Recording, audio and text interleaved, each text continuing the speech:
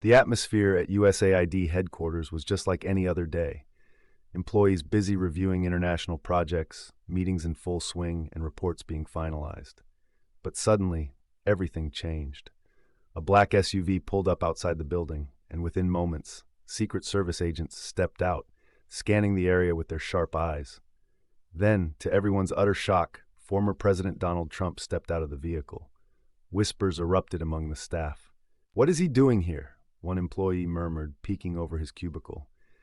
USAID had never been Trump's favorite agency. He had criticized its funding before, calling for reforms. So why was he here unannounced? Security scrambled as Trump strode into the main lobby, his signature red tie swaying with each confident step. The receptionist, clearly caught off guard, stammered, "Mr. Trump, do you have an appointment?" He grinned. "Nope, but trust me, you'll want to hear what I have to say." In minutes, USAID's top officials gathered in the conference room. Some looked nervous, others intrigued. The tension in the air was thick. Trump leaned forward, scanning the room, then said in a serious tone, "We're about to change everything you know about international aid." The room fell into complete silence. What did he mean? What was his plan? One thing was clear, this wasn't just a routine visit. Trump was here to make history, and no one was prepared for what was coming next. A hush fell over the conference room as Trump's words sank in. The USAID officials exchanged glances, their expressions a mix of skepticism and curiosity. What did he mean by changing everything they knew about international aid? Trump leaned back in his chair, a confident smirk playing on his lips. He knew he had their attention. "For years," he began, his voice firm, "this agency has been pumping billions into foreign aid, funding programs that barely move the needle. Tell me, has anyone here ever seen where all that money really goes?" A murmur rippled through the room. Some nodded hesitantly, while others remained silent. A senior official, Margaret Evans, cleared her throat. "Mr. Trump, USAID operates under strict accountability measures. Every dollar is tracked." Trump cut her off with a wave of his hand. Sure, that's what the reports say. But let's be honest. Do you think American taxpayers know their hard-earned money is ending up in the pockets of corrupt foreign bureaucrats?" Some of the officials shifted uncomfortably in their seats. Others frowned, not used to being challenged this directly.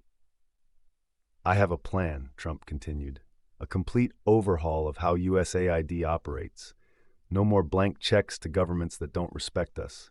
No more aid to countries that hate America. Instead, we invest in direct, results-driven projects. American businesses will lead the way." Gasps echoed across the room. This was a radical shift. USAID had always worked through foreign governments, NGOs, and global agencies. But Trump was proposing something entirely new, cutting out the middlemen and bringing American companies into the picture. Margaret, trying to maintain composure, asked, "And how exactly do you plan to do that, Mr. Trump?" Trump smiled, tapping a folder on the table. "I've already made the first move. Some of you aren't going to like it, but trust me, it's going to be huge." The officials exchanged nervous looks. What was in that folder? Whatever it was about to change USAID forever. The tension in the room thickened as Trump tapped the folder again, his smirk unwavering. The officials at USAID had been through high-stakes meetings before, but this felt different, like the ground beneath them was shifting. "All right, let's cut to the chase," Trump said, flipping open the folder. "This is my plan to restructure USAID. We're moving away from wasteful aid and focusing on American-led development projects. No more free handouts, only investments that benefit both the recipient countries and the United States." Murmurs filled the room. American-led development? That was unheard of. USAID had always prided itself on neutrality, keeping politics and national interests separate from humanitarian work. A gray-haired official named James Calloway leaned forward. "Mr. Trump, with all due respect, USAID has operated successfully for decades by maintaining global trust. If we shift to an America-first strategy, won't that alienate our partners?" Trump chuckled. "James, let me ask you something. How many times has USAID funded projects in countries that turn around and vote against us at the UN? How often have we helped nations that openly support our enemies?" Calloway opened his mouth to respond, but Trump continued. "I'm not here to play politics. I'm here to make sure American tax dollars aren't wasted. This new model, It's simple. American companies will lead infrastructure projects. American businesses will provide the resources, and in return, we'll see real results. A younger official, Samantha Lee, raised her hand. And what about humanitarian aid, Mr. Trump? Natural disasters? Refugees? Trump nodded. Good question, Samantha. We'll still provide emergency relief, but we won't throw money into bottomless pits. If we rebuild, we do it smartly, with accountability. And guess what? The American people will actually see where their money is going. The officials exchanged glances. This wasn't just a policy shift, it was a revolution. Margaret Evans pressed her lips together. This will face serious resistance, Mr. Trump. Trump grinned, leaning in. Margaret, I know, but I didn't come here for a debate. I came to tell you, this is happening. The room fell into stunned silence. The stunned silence in the room was short-lived. Almost immediately, voices overlapped, some whispering, others outright protesting. USAID had always functioned under a delicate balance, working with allies, supporting humanitarian causes, and maintaining political neutrality. But Trump's plan threatened to upend everything. Margaret Evans, one of the agency's most seasoned officials, leaned forward, her voice measured but firm. Mr. Trump, with all due respect, Congress holds the purse strings for USAID. A restructuring of this magnitude would require significant legislative backing. Do you have that kind of support? Trump smirked, his confidence unshaken. Margaret, I don't need Congress to approve the reallocation of funds already within my authority, and let's not forget, I have allies in places that matter. A man in a dark suit sitting at the far end of the table, Deputy Director Philip Lawson, cleared his throat. He had been with USAID for nearly 2 decades and wasn't one to shy away from confrontation. Mr. Trump, you may have executive power, but the global community will see this as the U.S. turning its back on diplomacy. If we start prioritizing American businesses in foreign aid, our influence could shrink. Trump leaned back, tapping his fingers on the table. Philip, let me ask you something. Why should the United States be the world's piggy bank while our own citizens struggle? We've been playing Mr. Nice Guy for too long. Other countries protect their interests first. Why shouldn't we? The tension in the room grew heavier.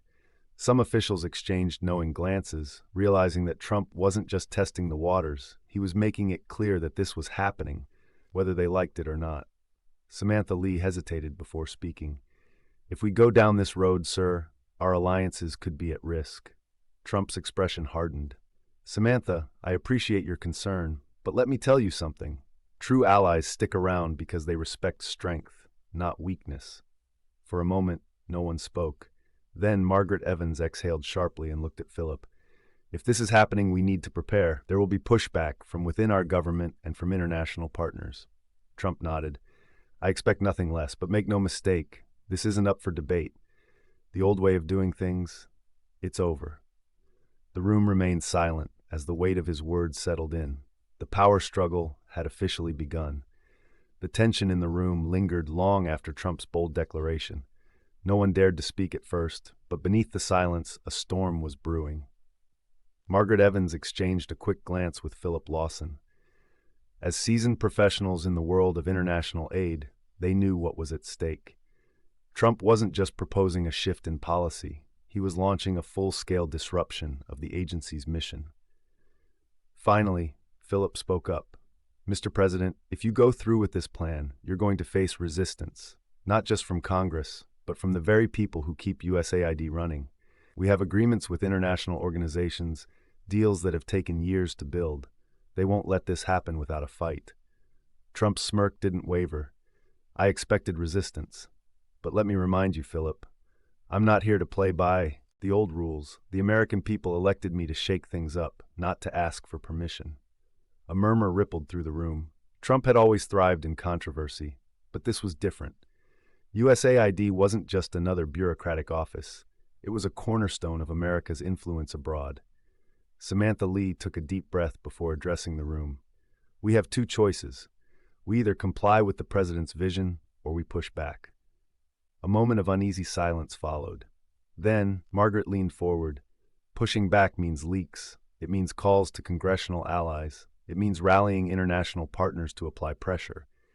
Philip nodded. It means a fight. Trump watched them with amusement, almost as if he had anticipated this reaction. He stood up slowly, straightening his suit. "If you want to fight, go ahead. But remember, I don't lose." The challenge hung in the air. The room had been put on notice. The battle for USAID had officially begun. The mood inside USAID headquarters had shifted. What was once a quiet bureaucracy had now become a battleground. Trump's challenge had drawn a line in the sand, and everyone in the agency had to decide which side they were on. Margaret Evans and Philip Lawson wasted no time. They began making discreet calls to key members of Congress, international partners, and influential media figures. The message was clear.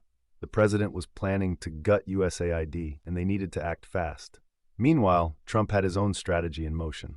Back at the White House, his closest advisors were already drafting executive orders, restructuring plans, and new budget proposals. He didn't care about resistance. He had faced worse during his presidency. What mattered was results. The media caught wind of the brewing conflict within days. Headlines exploded across major news networks. Trump's next move, dismantling foreign aid. USAID in crisis, employees push back against radical changes.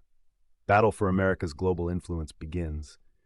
At USAID, staff members were divided. Some believed Trump's plan was reckless, jeopardizing years of diplomatic relationships and humanitarian work. Others, particularly those frustrated with red tape and inefficiencies, saw an opportunity for real change. Tensions grew inside the agency. Meetings turned heated. Emails were leaked. Protests started forming outside the building, with activists demanding transparency and accountability. Trump, however, remained unfazed. He thrived on controversy. In fact, he saw this pushback as proof that his plan was necessary. He knew that breaking the system would create chaos, but out of that chaos, he intended to build something stronger. The war for USAID had officially begun. As the dust settled from the initial shock, USAID headquarters turned into a battleground of ideologies. Margaret Evans and Philip Lawson worked around the clock, gathering allies and leveraging their network to counter Trump's aggressive reforms. They knew this wasn't just about USAID, it was about America's role on the global stage. Behind closed doors, Margaret convened a meeting with some of the agency's top officials. The air was thick with tension. "We can't just sit back and let this happen," she declared.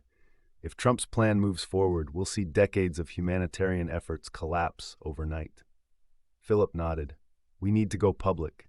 We need to make sure the American people understand what's at stake." Meanwhile, Trump's inner circle had already anticipated the resistance. Inside the White House, top aides presented him with a detailed breakdown of USAID's funding, pointing out inefficiencies, redundancies, and political entanglements. "These bureaucrats will fight back," one aide warned, "but the public doesn't trust bloated government agencies. If we frame this right, they'll side with us." Trump smirked. "Then let's make sure they hear our side first." Within hours, a new media narrative began taking shape. Conservative outlets praised Trump's bold stance, highlighting cases of alleged corruption and wasteful spending within USAID. Social media exploded with debates. Was Trump dismantling vital aid programs, or was he finally holding Washington accountable? Inside USAID, morale began to fracture. Some employees, fearing retaliation, started considering resignations. Others quietly reached out to journalists, leaking documents that painted a very different picture than what the White House was pushing. The fight was no longer just happening behind closed doors. It was now a full-scale political war, one that neither side could afford to lose. As the battle over USAID's future intensified, the agency found itself at the center of a media firestorm. Leaked documents, strategic press releases, and political spin turned the issue into a national debate. News channels ran contradictory headlines, some praising Trump for tackling government waste, others warning of a humanitarian crisis. Inside USAID, tensions reached a breaking point. Margaret Evans and Philip Lawson worked tirelessly to keep the agency's mission intact, but the cracks were beginning to show. "We need more than just internal resistance," Philip said in a hushed conversation with Margaret. "We need public figures, people with influence, who can challenge Trump on this." Margaret nodded, already dialing contacts in Congress, humanitarian organizations, and international allies. But the White House was always a step ahead. Trump's media machine went into overdrive. His allies flooded the airwaves, pushing a narrative of America first and exposing stories of wasteful spending within USAID. Some of the reports were exaggerated, others outright false, but the public response was undeniable. Trust in the agency was plummeting. Then came the unexpected twist, a high-level defection. One of USAID's own top officials, a senior director overseeing foreign aid distribution, publicly resigned and immediately took a job with the White House. In a press conference, the official stood beside Trump and declared, "I've seen firsthand how broken USAID is. The president is right to take action." It was a devastating blow. Inside USAID, employees watched in stunned silence. Trust eroded. Fear took over. Margaret clenched her fists, her mind racing. "They're trying to break us from within," she whispered. But Philip, still defiant, leaned in and said, "Then we fight harder." The war for USAID's survival had reached its boiling point, and neither side was backing down. The tension at USAID had never been higher. With a top official defecting to the White House, employees felt betrayed and vulnerable. Some whispered about quitting, fearing they were fighting a losing battle. Others doubled down, determined to resist Trump's plans no matter what. Margaret Evans, standing in her office, stared at the flood of emails pouring in, messages from partner organizations, congressional allies, and even foreign governments, all asking the same question: what happens now? She didn't have an answer. Meanwhile, Trump was escalating his offensive. At a rally in Ohio, he declared, "The days of America being the world's ATM are over. We're taking control of our money, and we're putting our country first, finally." The crowd erupted in cheers. But behind closed doors, Trump's advisors warned him that things weren't going as smoothly as planned. "Mr. President, we're facing resistance from both sides of the aisle," one aide admitted. "Even some of our own Republican allies are getting nervous. The optics of cutting humanitarian aid are tricky." Trump smirked. "Optics? We control the optics. Start releasing more reports about USAID's failures. Show the fraud. Show the waste. Turn this thing around." Within hours, the media was flooded with scandalous reports, some real, some exaggerated. Headlines screamed about mismanaged funds, corrupt contractors, and expensive projects that had little to show for them. Inside USAID, morale plummeted. Staff members received anonymous threats, warning them to stay quiet. Some employees were suddenly transferred or had their access revoked. It was clear the walls were closing in. But just when it seemed like USAID would crumble, a new piece of information surfaced, one that could change everything. Margaret's phone buzzed. A trusted source inside the White House had sent her a message. "There's something bigger going on. Meet me tonight, alone." Margaret's heart pounded. This wasn't just about USAID anymore. Something else was at play, and it might be the key to turning the tide. Margaret Evans sat in the dimly lit cafe, her hands wrapped around a cup of coffee that had long gone cold. Across from her sat John Reynolds, a mid-level White House staffer who had risked everything to meet her. His face was tense, his voice barely above a whisper. "It's bigger than you think," John said, sliding a flash drive across the table. "Trump isn't just restructuring USAID, he's redirecting the money to places nobody talking about." Margaret's pulse quickened. "Where?" John hesitated. "Private firms, defense contractors, his own network. They're rebranding foreign aid as strategic investment, but in reality, it's being funneled into personal and political projects." Margaret felt the weight of the revelation sink in. This wasn't just about policy. It was about power, influence, and control over billions of dollars. Meanwhile, at the White House, Trump was ready to make his final move. That morning, he signed an executive order that completely gutted USAID's authority over foreign aid. The power would now shift to the National Security Council, where Trump's most loyal aides would decide how every dollar was spent. In a fiery press conference, he declared, "For too long, the swamp has wasted American taxpayer dollars. I promised to drain it, and that's exactly what I'm doing today." His supporters roared in approval. But behind the scenes, the backlash was immediate. Senators from both parties called for emergency hearings. Leaked documents started circulating. Journalists, tipped off by whistleblowers like John, began uncovering the real story. Margaret knew this was the moment. She took a deep breath and made the call she had been dreading. "Release the files," she told her contact at a major news outlet. "The world needs to see the truth." As the first reports hit the airwaves, Trump's team scrambled. The game had changed, and for the first time, the president wasn't fully in control. But was it too late to stop him?